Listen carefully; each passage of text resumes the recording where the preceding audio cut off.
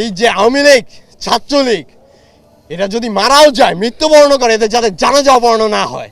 আমার বাবা ওই পাঞ্জাবিটা পরে আমার থেকে বলছে যে আমি তখন আন্দোলনে বের হবো। আমার বাবা বলছে যে বাবা যেখানে যাও সাবধানে দেখো। ফ্যাসিস্ট সরকারের বিরুদ্ধে যখন সবাই রুখে দাঁড়াচ্ছিল তখন তাদেরকে কিভাবে গণহত্যা চালানো হয়েছে, ঠিক তখনই আমার বাবা 18 জুলাই এশার নামাজের পরে যখন মসজিদ থেকে বের হন, এলাকার সবাই আমার বাবাকে দেখেছিলেন।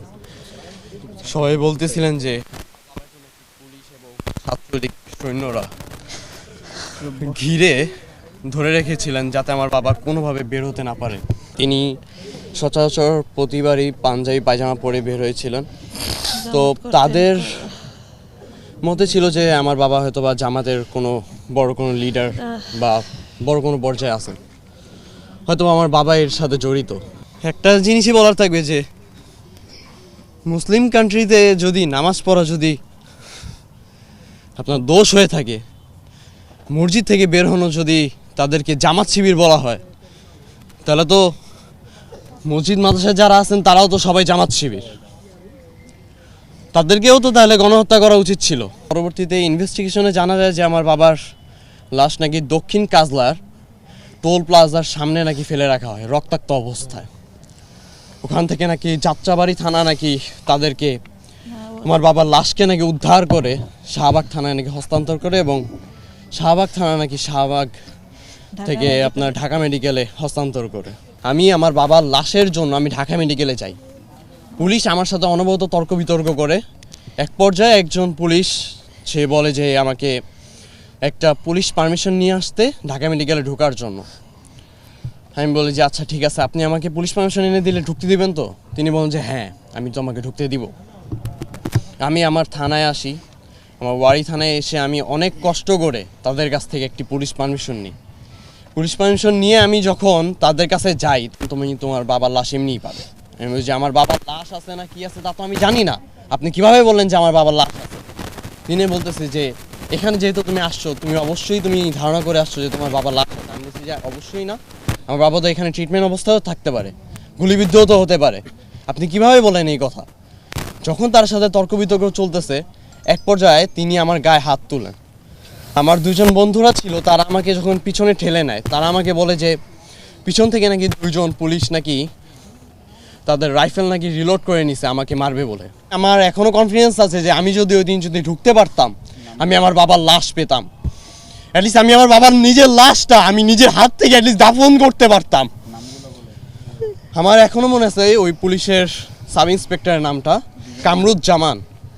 আমার তার নামটা এখনো স্পষ্ট মনে আছে। তার সাথে আমার তর্ক বিতর্ক হয়েছিল। আর কোনো উপায় না পাই তখন আমি অনেক কষ্ট করে আমাদের ঢাকা বিশ্ববিদ্যালয়ের ফরহাদ ভাইয়ের সাথে আমি দেখা করি।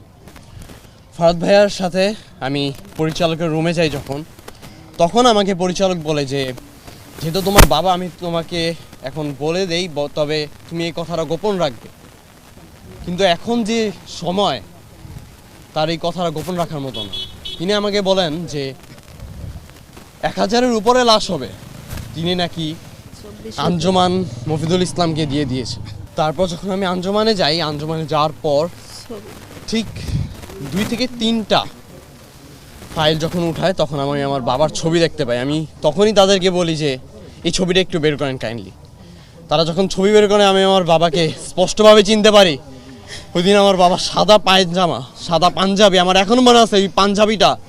আমার বাবা আমার পাঞ্জাবি ধরে বলছিল যে তোমার পাঞ্জাবিটা তো অনেক সুন্দর, আমার কাছে ভালো লাগছে, আমি তোমার এই পাঞ্জাবিটা পরবো। আমি বলছি যে আচ্ছা আব্বু পরো, সমস্যা কি? আমার বাবা ওই পাঞ্জাবিটা পরে আমার থেকে বলছে যে আমি তখন আন্দোলনে বের হবো। আমার বাবা বলছে যে বাবা যেখানে যাও সাবধানে দেখো, যদি কোনো ঝামেলা হয় আমাকে বলো। আমার কথা হচ্ছে যে আমার বাবা কি দোষ করছিল? না তোমাদেরকে কোনো সময় কোনো কিছু বলছে, নাকি কারোর কোনো ক্ষতি করছিল?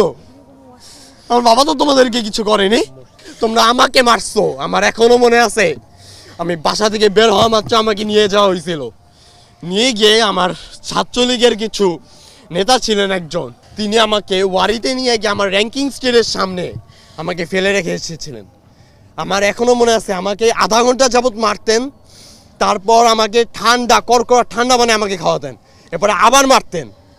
মারতে মারতে আমি এক পর্যায়ে অজ্ঞান হয়ে যাই।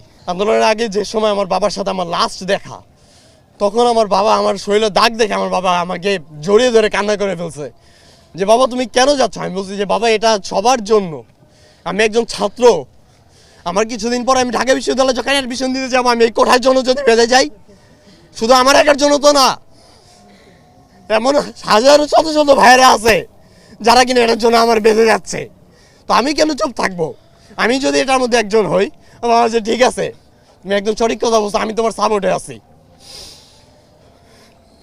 শুধুমাত্র এই কারণেই আমার বাবাকে আজ আমি দেখতে পারতেছি না। যদি কোঠা নিয়ে যদি কথা না হতো তাহলেই মনে হয় আমি আমার বাবাকে পেতাম।